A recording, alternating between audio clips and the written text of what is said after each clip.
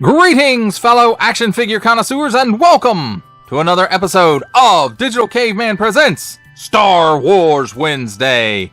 I, as always, am your host, the Digital Caveman, and today I will be presenting you with the Star Wars Micro Galaxy Squadron Blind Box Series 3. What's in the box? I don't know. Let's get into it.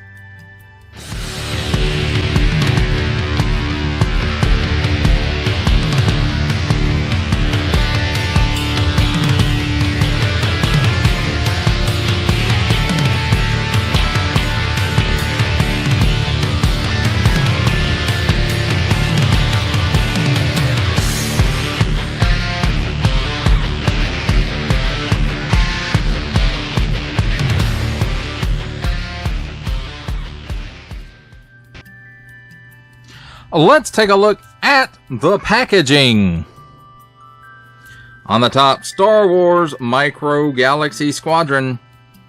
On the front, Star Wars. Got some nice artwork going on there. Super nice. Coruscant. It's the Battle of Coruscant, as a matter of fact. Then we got Series 3, that nice chromy Micro Galaxy Squadron logo. Mystery vehicle and figure. Question mark! Includes one vehicle, figure. May include flight stand. Warning! Don't stick things in your pie hole that do not belong there. On the bottom, here's the actual size of the figure and the vehicle. Look there, it's Cad Bane and his speeder. And these are Scout class.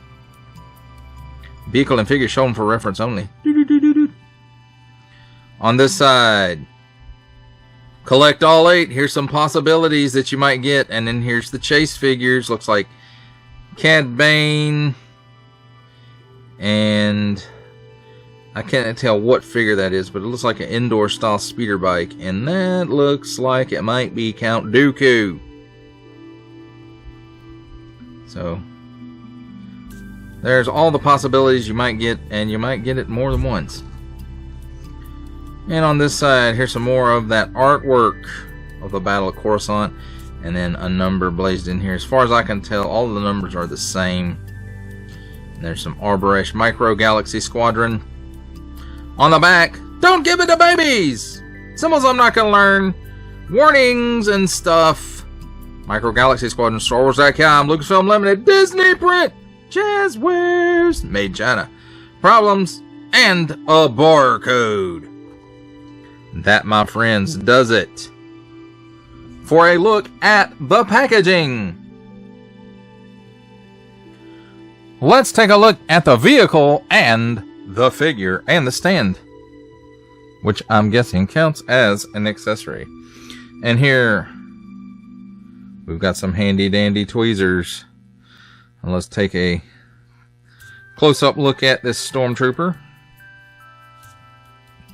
Molded mostly in white with little bits of black paint for the gloves and details on the face, and then some around the side and back of the legs at the knees. Now, I have to say, for this scale, the mold is pretty good. As far as his articulation goes, at the shoulders and at the hips is where he's articulated, and his arms will rotate a full 360 degrees at the shoulder, and they are connected together. Same at the hips, the legs are connected together, and he will go in a seating position, maybe a little better than 90 degrees, forward and backwards, none really to speak of. Now, next up is the stand, and it's a little bit different from a lot of things we've seen before in this line. Now, the things that are the same, pretty much the shape is the same, and the fact that it's transparent, plus it has Star Wars logo and a little bit of details molded into it. What makes this one different is instead of a peg or tab at the end of the fin here, I guess you could call it, we have a ball and I'll show you how that works in a moment. Now let's take a look at the E-Web blaster as seen in The Mandalorian. And for the most part, it is molded in color. In fact, I think it's all the way molded in color. I don't think there's any paint apps on this. Well, I take it back. I think like the legs and the bottom of the turret here is a paint app. And in fact, maybe all of this gunmetal color is a paint app. So I stand corrected. Now, as far as the articulation of it goes, it moves up and down this much. I don't know if it's intended to move that way or if it's just loose, but it does, and I think it is just loose because it tilts side to side a little bit too. But as far as the intended articulation, it does spin a full 360 degrees there. It does have lots of nice molded detail into it for something this size. And of course, this is all a solid piece rather than it would be just a frame with certain parts of it punched out. And then we have a figure clamp. It's not really a stand, because he kind of stands on this part, but a clamp to kind of hold the figure in place. And on the bottom, there's a ton of molded detail down here for something you really won't look at that often. And then as you can see here, this is the ball port for the stand. And I said I'd show you how that works. And you just take the stand, you take the blaster, and apply a little pressure, and you'll hear a little snap. And I don't know if y'all heard that on camera. I don't know if my mic picked it up or not. But then there it is. And it does give you lots of tilt and waggle and exorcist. So, pretty good. I do like the fact that they put this on that ball stand. And then as far as the figure goes on here, I just like to put his hands up, turn him sideways, and just below the belt. Well, I say just below the belt, and then he falls halfway through the dang thing. So just kind of put his feet on the platform there, and you kind of have to stretch the arms out just a little bit to get them into place, and then that happens. So you have to play with it a little bit to get it into the position that you want.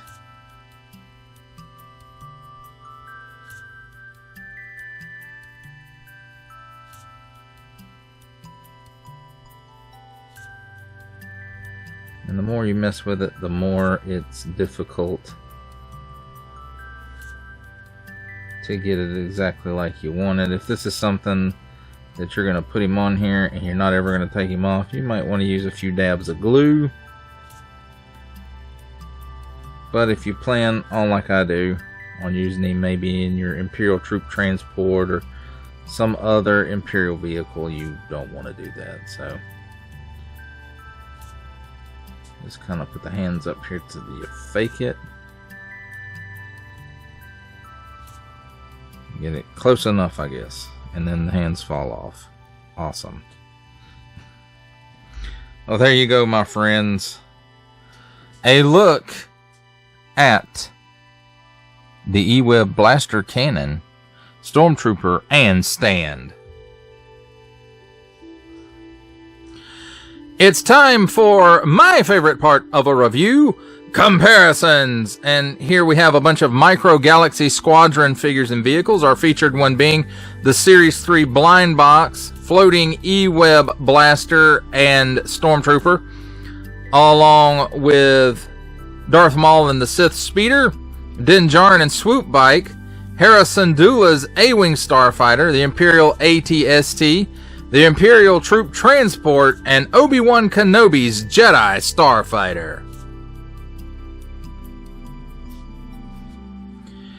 Here we have the Micro Galaxy Squadron Blind Box Series 3 floating E-Web blaster or cannon with Imperial Stormtrooper with a Micro Galaxy Squadron Millennium Falcon.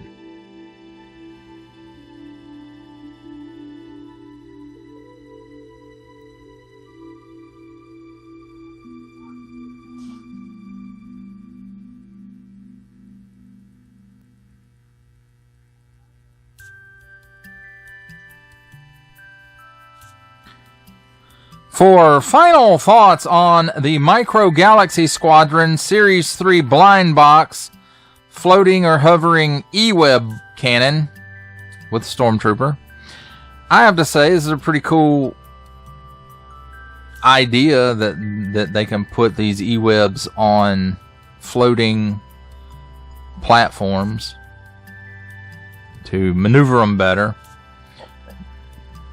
rather than running it in piece by piece like they did in Empire Strikes Back, trying to stop the Millennium Falcon. And that really didn't help them out too much. The first time we saw this on screen, at least, was in The Mandalorian. And I want to say it was in episode 1, or maybe it was episode 2. Where Din is going to get Grogu. The pirates or bounty hunters, whatever they are, have one of these in their stronghold. This one, of course, is from towards the end of Season 1, when the Imperial Remnant, led by Moff Gideon, are trying to get Grogu from Din while he's in the cantina on Navarro. And overall, I have to say, there's not really a whole lot of paint going on this thing. I think for the most part, it's molded in color. The gunmetal color might be a paint app. I think it is. So, there's that, and then you've got the white figure with the black paint on it. And, you know, it's, for the scale that it is, it's detailed pretty well, and the paint is okay. It's not the greatest, but again, in that scale, I don't think you can do much better mass production-wise. Well, that does it for the review. I hope that you enjoyed it. I enjoyed making it. Only support from viewers like you make this programming possible. Each view does count, and I do appreciate each and every single view that I receive. Thank you, and thank you so very, very much for supporting this channel through viewing. Comment below, like, share, subscribe if you'd like to see more reviews or just help the channel out further, or both, that's even better.